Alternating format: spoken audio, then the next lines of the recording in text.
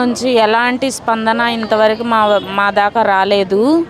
అందుకనే మేము కూడా ఇంకా గట్టిగా పట్టుదలతోనే ఇంకా ఎంత దూరమైనా ఎన్ని రోజులైనా గట్టి పట్టుదలతోనే మా కోరికలు నెరవేర్చే వరకు మేము సమ్మె విరమించుకోకుండా చేస్తామనే పట్టుదలతోనే ఉన్నాం.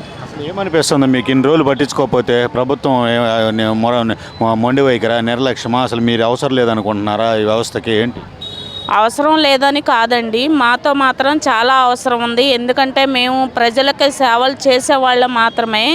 ఎందుకంటే మా కుటుంబాలను కూడా, మా బిడ్డల్ని, మా భర్తల్ని, ఇళ్లలో ఉన్న కుటుంబాలను కూడా వదిలేసుకొని మేము సేవలు చేయటానికి సిద్ధంగానే ఉన్నాము. కాకపోతే ప్రభుత్వం మొండి వైఖరి, ఎందుకంటే పక్కన సలహాదారులతో చూసుకొని ప్రభుత్వం మొండిగా ప్రవర్తిస్తుంది. అందుకనే ఆ మొండి వైఖరిని మేము ఖండిస్తున్నాము.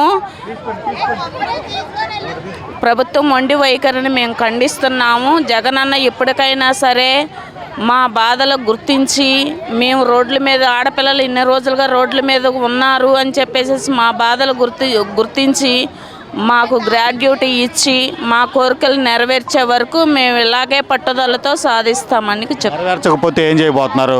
పోయిన ఎలక్షన్లో సపోర్ట్ చేశారు, మరి ఈ ఎలక్షన్లో ఏం చేయబోతున్నారు? ఈ ఎలక్షన్లో మేము కూడా రిటర్న్ గిఫ్ట్గా ఇచ్చి వెనక్కి పంపిద్దామని మేము పట్టుదలతోనే ఉన్నామండి.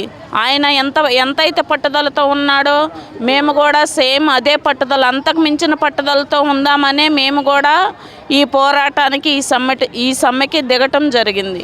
అంటే అసలు ఏంటి కనీసం పరిష్కరించకపోగా సమస్యలు మీపైనే ఉద్యోగాలు తీసేస్తాం మీకు అని, మీరు అవసరం లేదని, విఆర్ఓలు ఉంటారు, వాలంటీర్లు ఉంటారు, సచివాలయం వాళ్ళు ఉంటారు అనేటటువంటి వైఖరి ఎలా కనిపిస్తుంది? భయపడుతున్నారా మీరు? ఆ జీవోలు ఇస్తే తీసేస్తామని?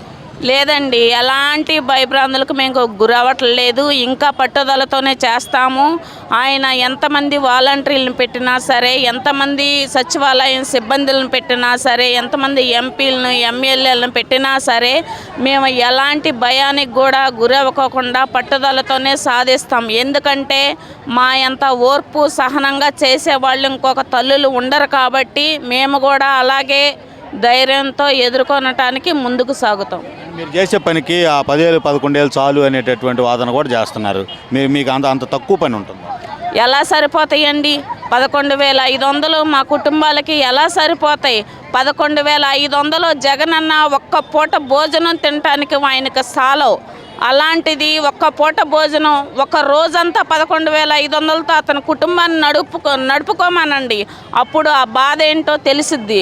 మరి మేము ఆయన వాటర్ బాటిల్ ఖరీదే ఉంటుంది కదా 11,500. ఆయన వేసుకున్న ఒక షర్టు ఖరీదే ఉంటుంది కదా. కనీసం ఆడపిల్లలను కూడా లేకుండా 26 రోజులుగా చేస్తున్నారు కూడా, ఇంత కూడా ఇంకిత జ్ఞానం లేకుండా చేస్తున్నారు.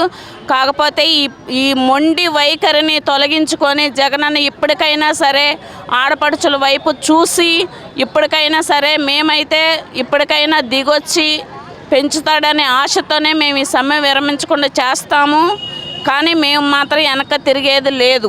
అంటే అసలు ఆయన హామీ ఇచ్చాడా మీకు? ప్రతిపక్షంలో ఉన్నప్పుడు నెరవేర్చట్లేదు అంటున్నారు. ఇచ్చాడండి, హామీ ఇచ్చాడు. ఏమని? నేను రాగానే తెలంగాణ కంటే మీకు అదనంగా 1000 రూపాయలు ఎగస్ట్రా ఇస్తాను అని చెప్పేసి మాట ఇచ్చాడు. అయినా సరే మేము ఓర్పు సహనంతో ఈ 4 సంవత్సరాల నుంచి ఎదురు చూసాము. ఎందుకంటే బడ్డెన్ లేదంటున్నాడు కదా. సరే మనం కావాలని తెచ్చుకున్నాము, మనం ఇప్పుడు మళ్ళీ తిరుగుబాటు ఎందుకు చేయటం అని మేము కూడా ఓర్పుతో మా ఇంట్లో డబ్బులు తీసుకెళ్ళి మేము సెంటర్లు నడపాల్సిన పరిస్థితి వచ్చింది. అయినా సరే ఇప్పుడు మా కడుపు కాలి కనీసం ఆ పెండింగ్ బకాయిలు కూడా వేయకుండా మేము రోడ్డు ఎక్కాల్సిన పరిస్థితి వచ్చింది. అందుకని ఇవన్నీ కూడా గుర్తుంచుకొని మా పట్ల దయ చూపి పెంచుతాడనే నమ్మకంతో మేము ఈ పోరాటం చేస్తున్నాం. పెంచకపోతే ఏంటి పరిస్థితి? పెంచకపోయినా సరే ఇంకా ఉధృతంగా ఈ సమ్మె వెనక్కి తీసుకునేది లేదు. ఎందుకంటే ఈ 26 రోజులుగా చేసినటువంటి సమ్మె ఇంతవరకు ఈ 45 సంవత్సరాలు ఎన్నడూ చేయలేదు. కాబట్టి విరమించే ఆయన మాకు హామీ ఇచ్చి మాకు పెంచే వరకు కూడా మేము ఇలాగే వెనక్కి తగ్గకుండా పోరాడతాం.